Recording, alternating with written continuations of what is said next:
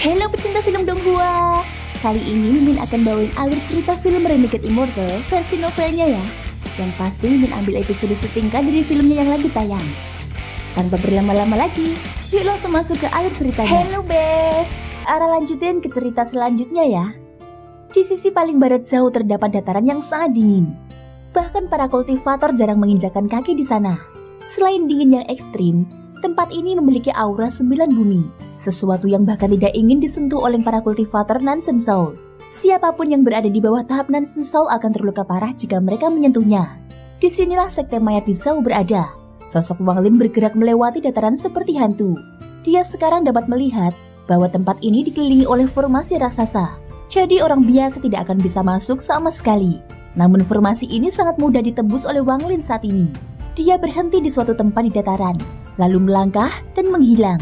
Ketika dia muncul kembali, dia berada di bawah tanah. Wang Lin melihat sekeliling dan melihat terowongan dan gua yang tak berujung dari sekte mayat yang seperti labirin. Ada banyak kultivator yang berkultivasi di setiap goa. Orang-orang ini memiliki tingkat kultivasi yang berbeda-beda. Indra keilahian Wang Lin menyebar dan seluruh sekte mayat muncul dalam benaknya. Dia memberi perhatian ekstra pada gua di pusat sekte mayat. Li Qingping diam-diam berkultivasi di gua besar di pusat sekte mayat. Pada saat ini ada awan kabut hitam di belakangnya yang memiliki tentakel yang tak terhitung jumlahnya yang memanjang darinya. Li Qingping adalah pemimpin sekte saat ini dari sekte mayat di Zhao. Dia telah mencapai tahap akhir dari Nansen Soul. Penampilan luarnya membuatnya tampak seperti berusia sekitar 40 tahun. Meskipun sebagian rambut di kepalanya telah memutih, ia tampak sangat tampan. Ia pastilah seorang pria yang digilai wanita saat ia masih muda. Dia telah memimpin sekte mayat di Zhao selama 200 tahun dan selalu sangat berhati-hati. Dia jarang berinteraksi dengan dunia luar, membuat sekte mayat semakin misterius di Zhao. Dia menghabiskan seluruh waktunya dalam kultivasi tertutup dengan harapan mencapai tahap pembentukan jiwa sebelum jiwa di dalam boneka mayatnya mengambil alih dirinya. Begitu dia mencapai tahap pembentukan jiwa, markas besar sekte mayat di planet Suzaku akan menyiapkan tubuh yang bagus untuknya. Hasilnya dia akan bisa menjadi murid inti sekte mayat. Dan jika penampilannya bagus, dia mungkin akan dipindahkan ke markas besar.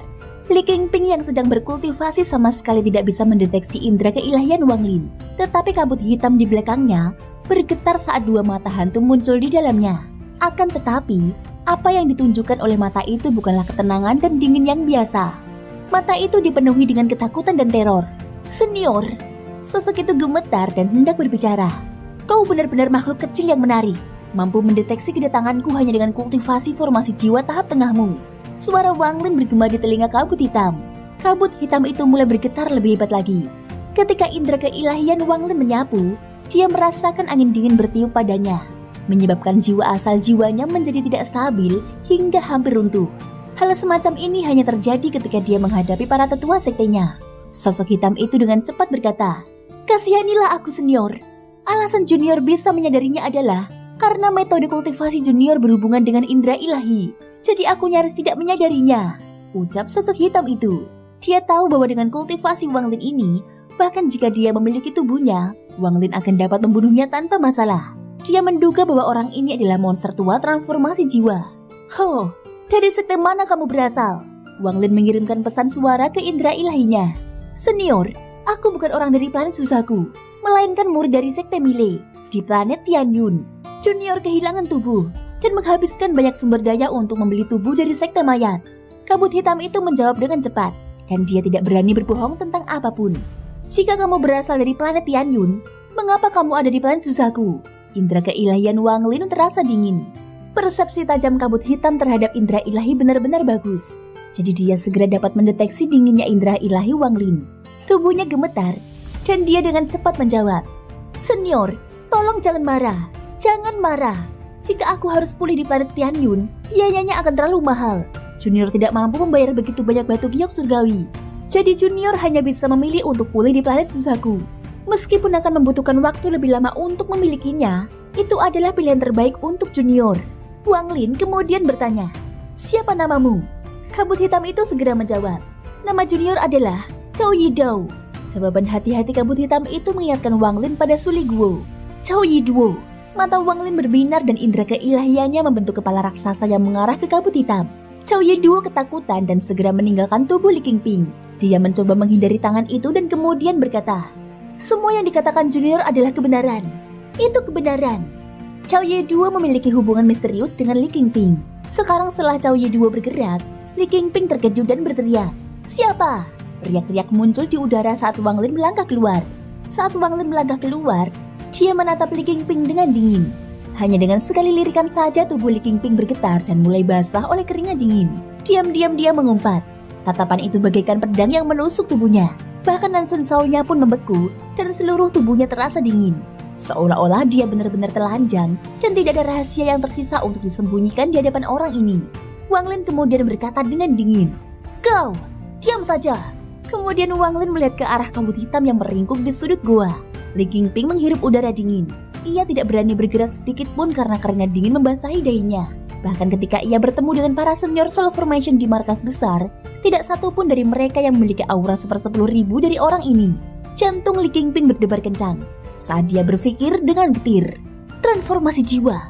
Itu pasti orang tua aneh transformasi jiwa. Kapan monster tua ini sampai di sini?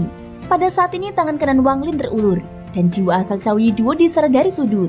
Wajah Cao Ye Duo ini dipenuhi kepanikan saat dia berteriak, "Senior, aku pelanggan sekte mayat.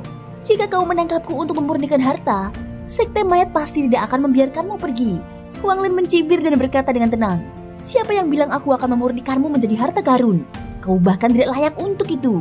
Mendengar ini, Cao Ye Duo gemetar.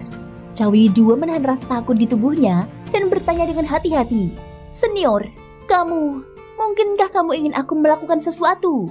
Suara Wang Lin tidak mengandung sedikit pun kesombongan saat dia berkata dengan tenang, "Jadilah budakku selama 100 tahun. Setelah 100 tahun, aku akan memberimu tubuh transformasi jiwa. Apakah kamu setuju?" Cao Ye Duo terkejut. Tubuh transformasi jiwa adalah sesuatu yang tidak pernah ia duga dapat ia peroleh dalam hidupnya. Jika ia memiliki tubuh transformasi jiwa, maka meningkatkan level kultivasinya ke tahap transformasi jiwa akan jauh lebih mudah. Bahkan jika ia tidak dapat mencapai tahap transformasi jiwa, semua mantranya akan tetap menjadi jauh lebih kuat. Harus dikatakan bahwa tubuh transformasi jiwa seperti tubuh makhluk surgawi. Di sekte mayat, biaya mayat transformasi jiwa berada di luar imajinasi. Bahkan jika dia memiliki seluruh rentang hidupnya, dia masih memiliki lebih dari 1000 tahun untuk membeli setengah mayat. Dia mengatupkan giginya. "Senior, kamu harus berjanji bahwa aku tidak akan mati dalam kurun waktu 100 tahun ini."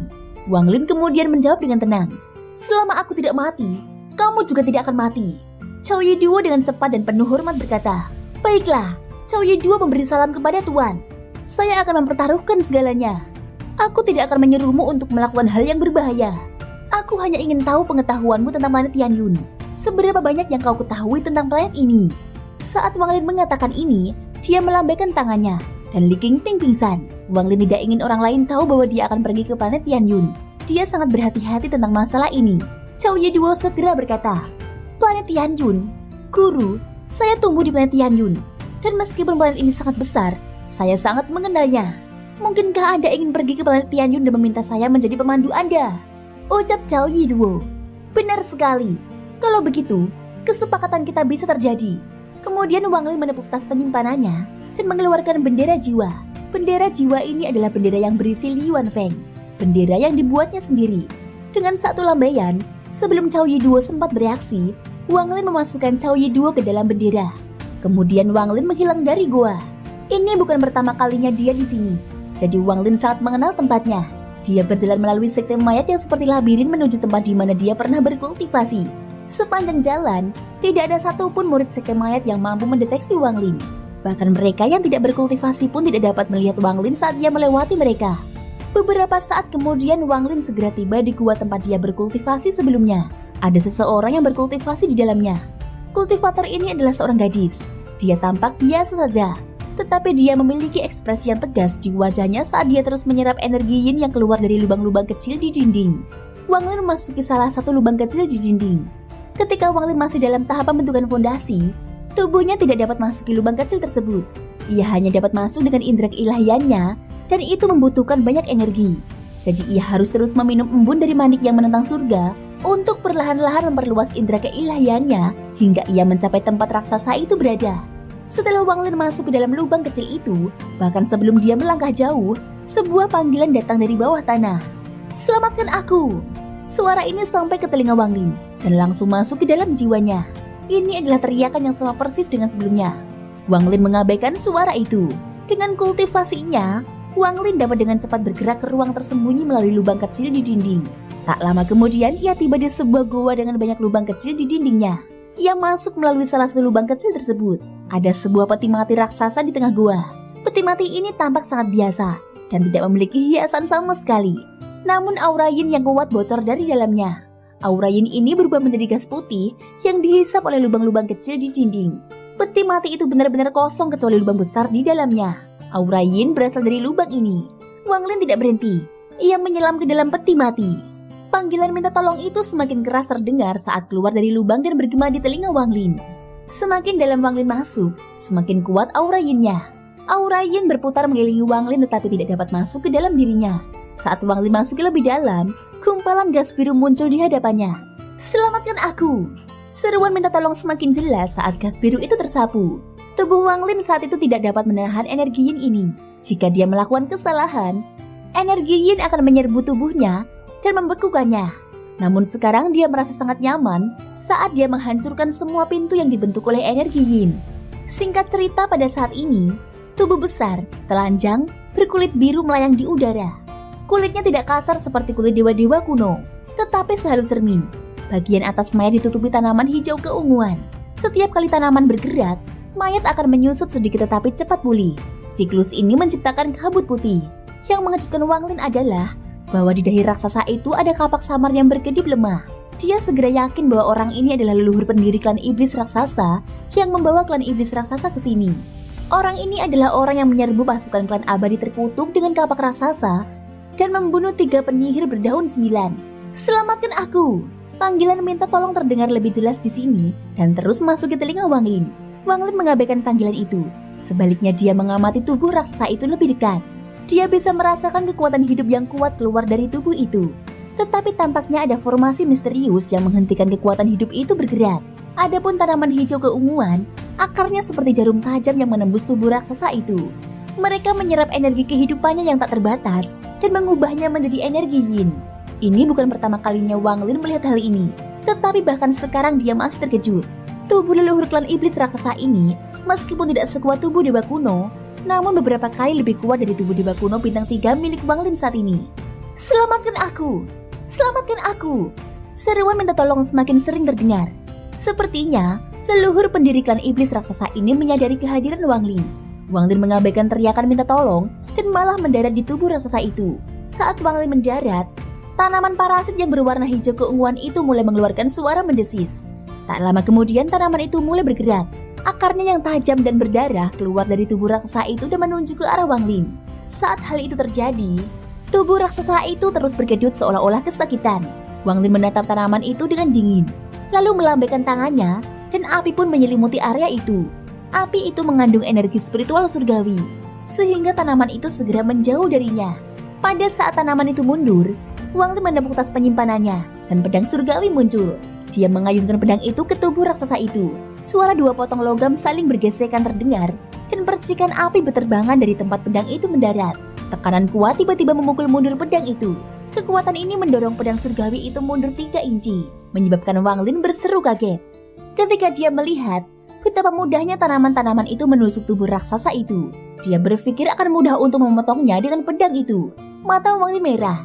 Saat dia melihat tanaman di sekitarnya, dia segera keluar dari sana sambil memegang pedang surgawi di tangannya. Tanaman di sekitarnya mengeluarkan suara mendesis.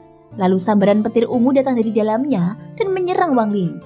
Wang Lin mengayunkan pedang surgawinya, membuat semua tanaman mundur.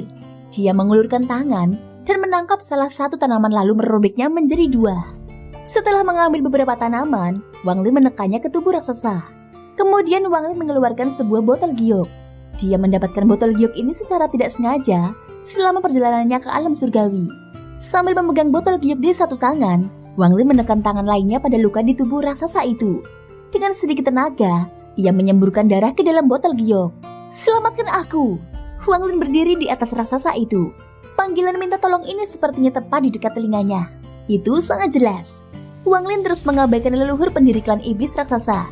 Dia tidak akan menyelamatkan seseorang yang tidak dapat dia kendalikan, kecuali dia punya alasan. Begitu orang ini mendapatkan kembali kultivasinya, dia tidak akan membutuhkan Wang Lin. Dan bahkan jika orang ini menjanjikan harta yang bagus, akan sulit untuk menarik Wang Lin. Selain darah yang Wang Lin cari, dia tidak ingin terlibat dalam masalah yang tidak perlu. Darah mengalir setetes demi setetes, yang berlangsung cukup lambat. Mata Wang Lin merah dan dia melihat pembuluh darah di leher raksasa itu. Pasti ada banyak darah di sana. Akan tetapi, ada banyak tanaman hijau keunguan yang menutupi dada raksasa itu. Tanaman-tanaman itu ada di mana-mana, tidak menyisakan tempat untuk berpijak.